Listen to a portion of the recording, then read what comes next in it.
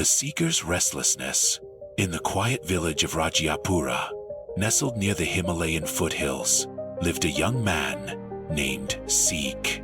His name meant learner, a title his mother gave him, hoping he would grow to be wise.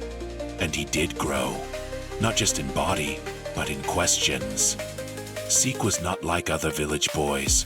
While they hunted, traded, and celebrated harvests, Sikh would sit by the river, watching the ripples form and vanish. His father often scolded him, "You waste your youth staring at water and clouds." But Sikh was searching, not for treasure or fame, but for meaning. One night, lying under the stars, he asked, "What is the point of this life? Why do we suffer? Is there peace anywhere?" The village priest offered prayers, the trader offered wealth, the hunter offered thrill, but none of it satisfied the ache in Sikh's soul. Then one day, an old traveler passing through mentioned a name, the Buddha, the enlightened one, who taught not from scriptures but from experience, who had once been a prince like others, yet renounced it all to find truth. "Where is he now?" Sikh asked urgently. "Near Sravasi, I heard," the traveler said, "teaching those who seek." And Sikh, with nothing but a cloth bag, set out on foot, toward a master he had never met, but whose words called to his eye. Meeting the Buddha, after weeks of walking through dense forests, across rivers and dusty roads, Sikh arrived at Jetavana, the monastery gifted to the Buddha by a wealthy merchant. The gates stood open. Monks moved quietly, some sweeping, some meditating, others teaching small groups. He approached one. "Please, may I see the Buddha?" The monk, observing Sikh's wearied face and hopeful eyes, nodded gently. "Follow me."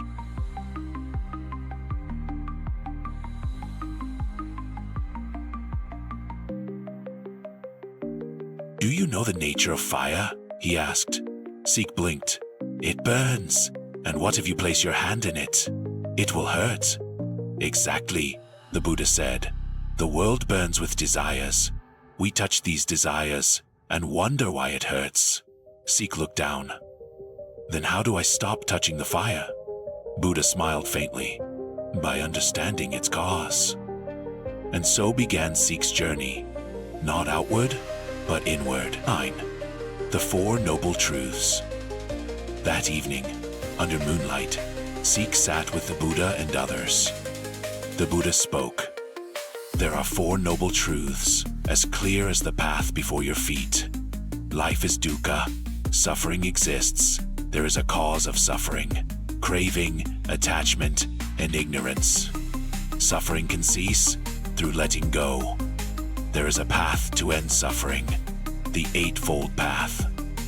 Sikh listened as if hearing the voice of the wind itself, not just sound, but essence. "Craving is the thirst that never ends," Buddha said. "You drink salt water and wonder why your mouth is still dry.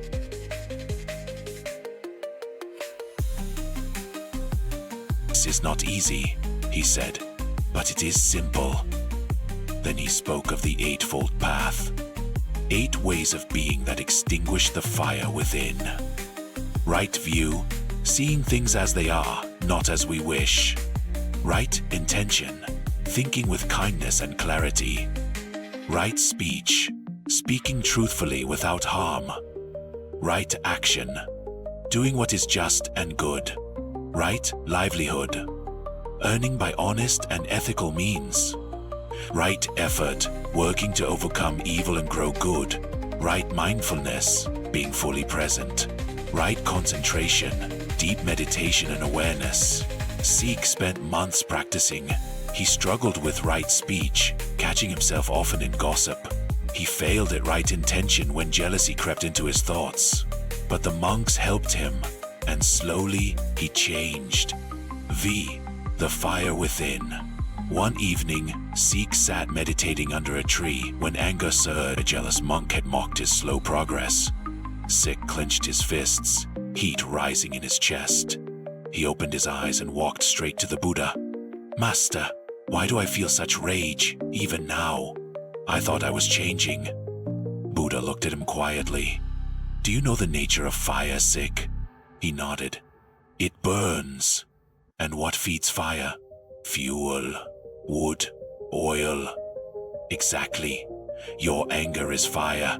The words of others are only sparks. But it is your pride and fear that feed it."